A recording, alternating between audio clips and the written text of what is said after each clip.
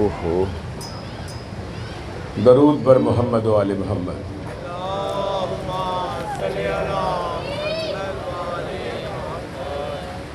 اعوذ باللہ السمیع العلیم من الشیطان اللعین الرجیم، بسم اللہ الرحمن الرحیم۔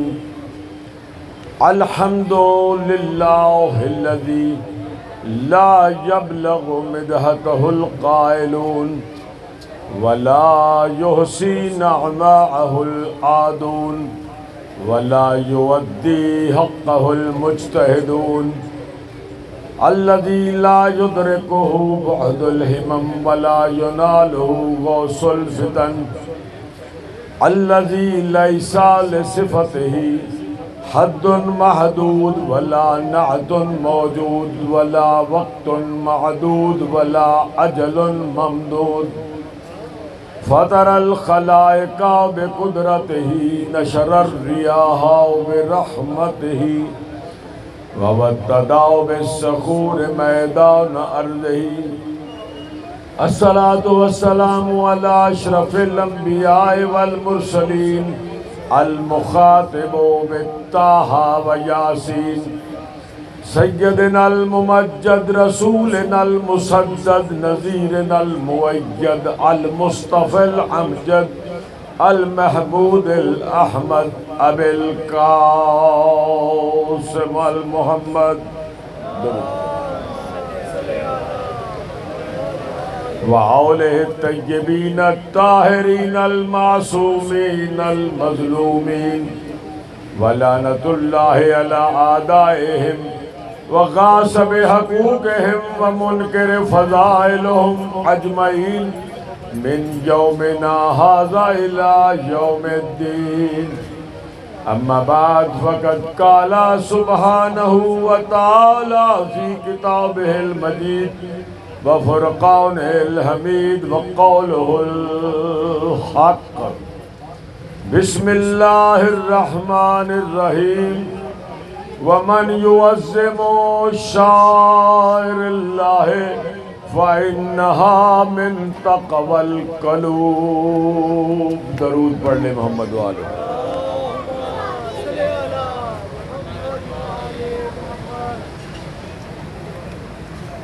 ارباب دانش، مومنین حضرات، موالیان حیدر کرار، عزاداران امام مظلوم، برادران اہل سنت، مسلمانان عالم، میں نے آپ کے سامنے سورہ حج سے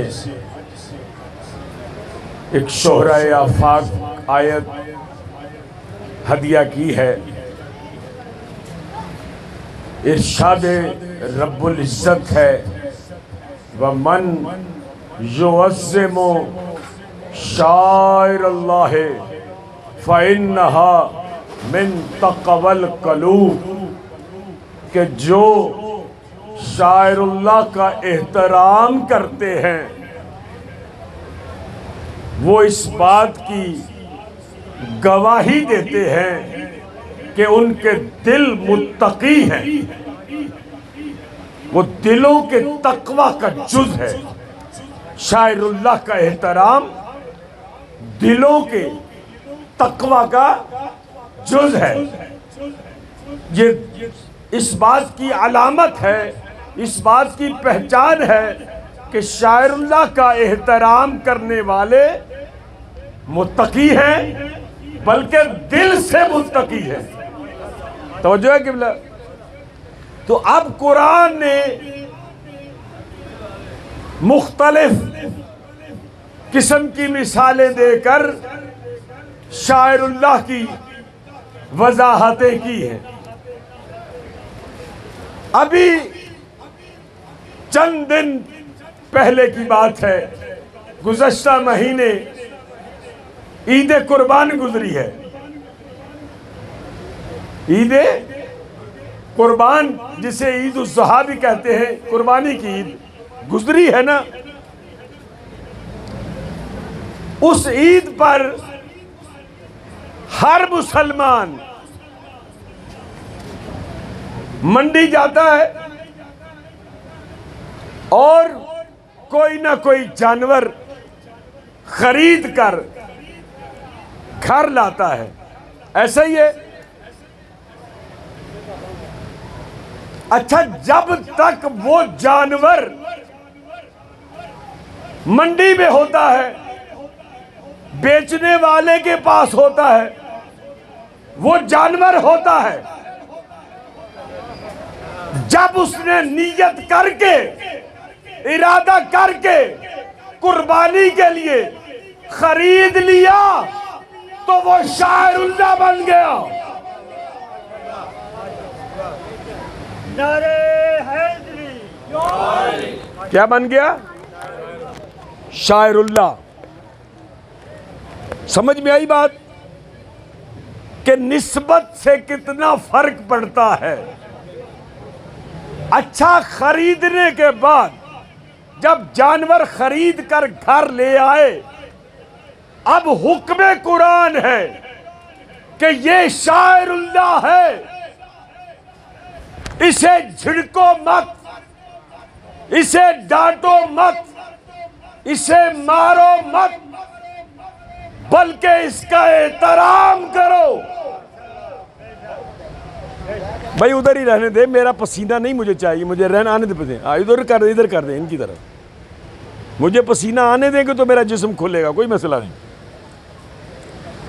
توجہ ہے آپ کی؟ توجہ نہیں فرما رہے آپ۔ میں بہت بڑا مسئلہ حل کرنے جا رہا ہوں، بہت بڑا مسئلہ حل کرنے جا رہا ہوں۔ یہ جو گلیوں اور بازاروں میں محرم آتا ہے نا، کہنا شروع کرتے ہیں یہ ذوالجلال کا احترام کرتے ہیں، یہ تعزیے کا احترام کرتے ہیں، یہ علم کا احترام کرتے ہیں، یہ تابوت کا احترام کرتے ہیں۔ ان سے کہہ رہا ہوں کہ تم بھی تو ایک جانور کا احترام کرتے ہو۔ بھئی جو بیچنے والے کا کبھی مذہب پوچھا؟ ہندو ہے، سکھ ہے، عیسائی ہے، قادیانی ہے، کبھی پوچھا؟ کسی نے بھی بیچا، خرید لیا، ہدیہ ادا کیا، خرید لیا۔ جب گھر آ گیا، وہی جانور جو ایک عام جانور تھا، جب نیت کر کے، ارادہ کر کے قربانی کے لیے خرید لیا، اب اللہ کہتا ہے یہ شاعر اللہ ہے، اس کی تعظیم کرو، اس کا احترام کرو۔ اچھا بھائی کیوں؟ یہ تو عام جانور ہے، یہ وہ والا جانور تو نہیں جو ہمیں کہا جاتا ہے یہ کوئی حسین کا گھوڑا ہے، یہ کوئی وہ گھوڑا ہے۔ بھئی اگر یہ وہ گھوڑا نہیں تو یہ دمبا بھی تو وہ دمبا نہیں۔ توجہ نہیں فرمائی آپ نے؟ نعرہ حیدری، یہ دمبا بھی تو وہ دمبا نہیں جو عرش سے آیا تھا جناب اسماعیل کے لیے، یہ وہ دمبا تو نہیں۔ پھر اسے قرآن کہتا ہے شاعر اللہ ہے، احترام کرو، ڈانٹو نہ، اسے مارو مت، اس پر سختی مت کرو، اس کا احترام کرو۔ خالی دمبا ہی نہیں، قرآن کہتا ہے اس دمبے کی، اس جانور کی جو قربانی کے لیے خریدا، اس کے گلے کی رسی بھی شاعر اللہ ہے۔ اب سمجھ میں آیا ہم ذوالجلال کی چادر کو کیوں چومتے، ہم علم کے فریرے کو کیوں چومتے؟ سمجھ میں آیا؟ بھئی یہ شاعر اللہ، یہ جانور جو خرید کے لائے، وہ کہتے اس کے گلے کی رسی بھی شاعر اللہ۔ اور آگے بڑھوں، فقط رسی نہیں، جس کیلے کے ساتھ بندھا تھا، اللہ کہتا ہے وہ بھی شاعر اللہ ہے۔ اسے بھی جلانا نہیں، نہ رسی کو نہ اس کیلے کو جس کے ساتھ باندھا گیا، بھئی وجہ کیا ہے؟ ایک عام جانور ہے، بھئی منڈی میں کوئی کہیں سے لایا، پتہ ہی نہیں مالک کون ہے، اس کا مذہب کون ہے، اس کا مسلک کون ہے، کیا ہے، اور وہ کہیں چوری کا نہ ہو، کچھ نہیں پتا، بس ادھر خریدا شاعر اللہ بن گیا. کیوں؟ اب اس کی نسبت اس دمبے سے ہو گئی جو عرش سے جناب اسماعیل کے لیے آیا تھا. جب ایک عام سا جانور جسے تم خرید کے لائے ہو اسماعیل کے لیے آنے والے دمبے سے نسبت پا کر شاعر اللہ بن سکتا ہے، تو پھر حسین کے ذوالجناح سے نسبت پا کر ہمارا گھوڑا، ہمارا ذوالجناح شاعر اللہ کیوں نہیں بن سکتا؟ تو لہذا اللہ نے اچھا کوئی فتویٰ بھی نہیں آتا، جب لاتے ہیں گھر لائے، مہندی لگا کے، رنگ لگا کے، ہار پہنا کے، بھئی گلی گلی میں لیے پھرتے ہیں، کسی کا نکاح نہیں ٹوٹتا. کبھی دیکھا؟ کوئی نہیں کہتا کہ اس بکرے کو، اس جانور کو سجا کے، مہندی لگا کے، رنگ لگا کے، ہار پہنا کے، بلکہ اکیلے نہیں، کبھی کسی بزرگ نے پکڑا ہوتا ہے، کبھی کسی بچے نے. بھئی گلیوں میں لیے پھرتے ہیں، کوئی لائسنس نہیں، کوئی رکاوٹ نہیں، کوئی پابندی نہیں، کوئی پرمیشن نہیں. اب گلی میں 10 15 20 بچے بڑے اس جانور کو لے کے پھرتے ہیں، کوئی فتویٰ نہیں آتا. جب نواسہ رسول کی شبیہ بنا کے ذوالجناح نکالتے ہیں تو فتویٰ کیوں آتا ہے؟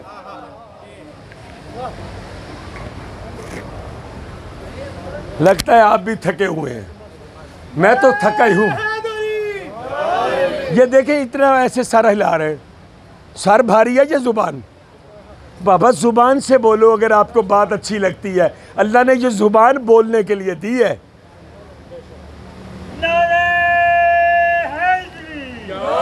بڑے حیران ایک دوسرے کو دیکھ رہے. یہ ذکر خاموشی سے سننے والا نہیں ہوتا. آپ کو کوئی بات اچھی لگے، ان کا ذکر اچھا لگے، میں بات بھی تو قرآن سے کر رہا ہوں، کوئی کہانی تو نہیں سنائی.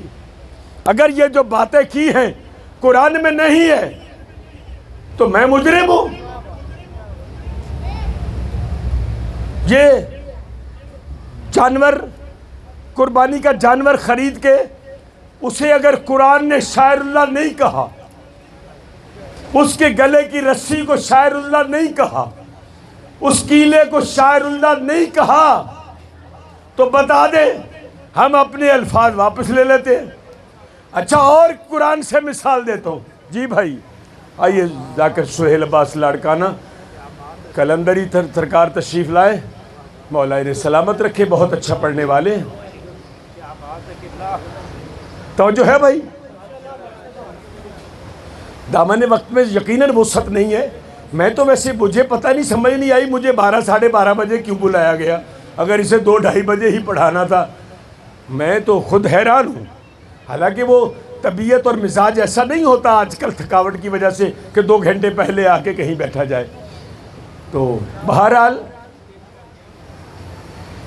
قرآن نے کہا، سہیل بھائی قرآن نے کہا جو شے میری حجت سے منسوب ہو جائے وہ شاعر اللہ ہے. ایک عام بکرا، ایک عام جانور، ایک عام منڈی سے خریدا ہوا جانور اگر جناب اسماعیل کے کام آنے والے بکرے سے، دمبے سے نسبت پا کے شاعر اللہ بن سکتا ہے تو پھر حسین کا ذوالجنا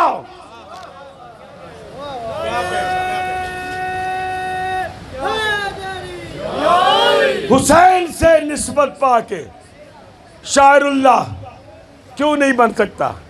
پھر دوسری مثال لیں، قرآن میں ناقہ صالح کا ذکر ہے ناقہ صالح جو اونٹ ناقہ نکلی تھی پہاڑ سے قوم صالح کی ڈیمانڈ پر، اچھا وہ نکلی پہاڑ سے، جب نکلی تو اللہ نے کیا کہا؟ یا قوم، اے صالح کی قوم، ہذہ ناقۃ اللہ۔ غور ہی نہیں فرما رہے آپ بھائی، ناقہ صالح کی قوم کی ڈیمانڈ پہ نکلی، نبی کی حقانیت اور سچائی ثابت کرنے کے لیے نکلی۔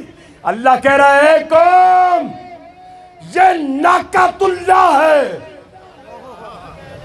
مجھے کوئی دنیا بھر کے علماء کو میرا چیلنج ہے، مجھے بتائیں کبھی اللہ نے اس ناقہ پہ سواری کی ہو، کبھی ناقہ کو گھر میں رکھا ہو، کبھی ناقہ کو چارہ ڈالا ہو، کبھی ناقہ کی پرورش کی ہے، پھر بھی کہتا ہے اے قوم یہ ناقۃ اللہ ہے، یہ اللہ کی ناقہ ہے۔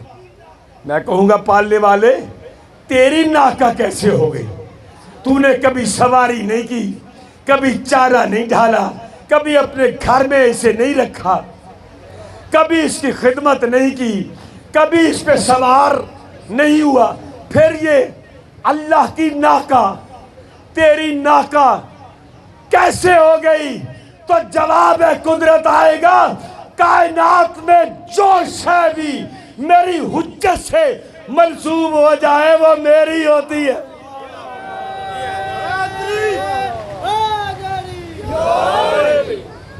توجہ قبلہ، جو شے میری حجت سے منسوب ہو جائے وہ میری ہوتی ہے۔ بکرا، دمبا، جانور اسماعیل کے دمبے سے منسوب ہو گیا، وہ شاعر اللہ۔ ناقہ صالح جناب صالح نبی سے منسوب ہو گئی، اللہ نے کہا میری ناقہ ہے، یہ میری آیت ہے، یہ میری ناقہ ہے، یہ میری نشانی ہے۔ تو اللہ کہتا ہے جو شے بھی حجت سے منسوب ہو جائے وہ میری ہے اور شاعر اللہ ہے۔ قرآن نے کہا جو شاعر اللہ کا احترام کرتے ہیں سمجھ لے وہ دل سے متقی ہے، وہ دل سے متقی ہے۔ اب میں کیا تفصیل میں جاؤں، میرے پاس دوستو وقت نہیں ہے۔ اس آیت کی روشنی میں علم بھی شاعر اللہ، ذوالجناح بھی شاعر اللہ، تابوت بھی شاعر اللہ، جھولا بھی شاعر اللہ۔ تو جو شے اللہ کہتا ہے میری حجت سے نسبت پا جائے وہ شاعر اللہ ہے۔ ورنہ خدا کی قسم ہر بندہ جانتا ہے کہ جب حضرت یوسف کا خون آلود کرتا باپ کو لا کے دیا نا یعقوب کو، جانتے تھے یہ جھوٹا خون ہے۔ قرآن کہہ رہا ہے وَجَاءُوا عَلَىٰ قَمِيصِهِ بِدَمٍ كَذَبٍ، جھوٹا خون لگا کے نبی کے پاس لے آئے، نبی نے پھر بھی چوما، نبی نے پھر بھی آنکھوں سے لگایا۔ بھئی یہ خاموشی کا کیا مطلب ہے؟ مجھے سمجھ نہیں آ رہی۔ خاموشی کا مطلب ہے توجہ سے سن رہے ہیں؟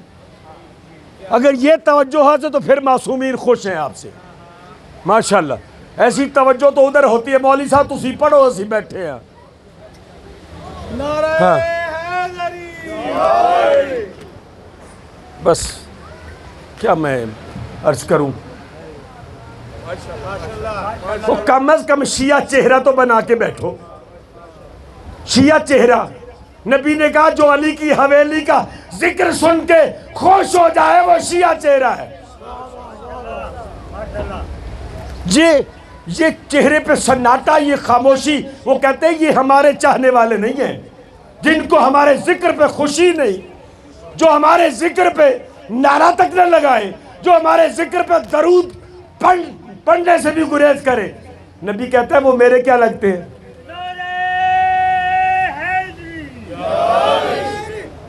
توجہ ہے قبلہ؟ تو وہ کرتا یعقوب نے وہ آنکھوں کو لگایا، باوجود اس کے کہ جھوٹا خون تھا. بھائی یہ ہنسنے والی بات نہیں ہے، یہ حیرت کا مقام ہے، افسوس کا مقام ہے. وہ کہتے ہیں ہمارے ذکر پہ تو کائنات جھومتی ہے.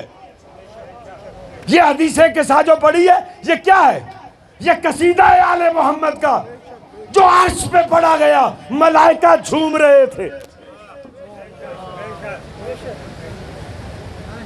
ملائکہ اس قصیدے کو سن کے جھوم رہے تھے.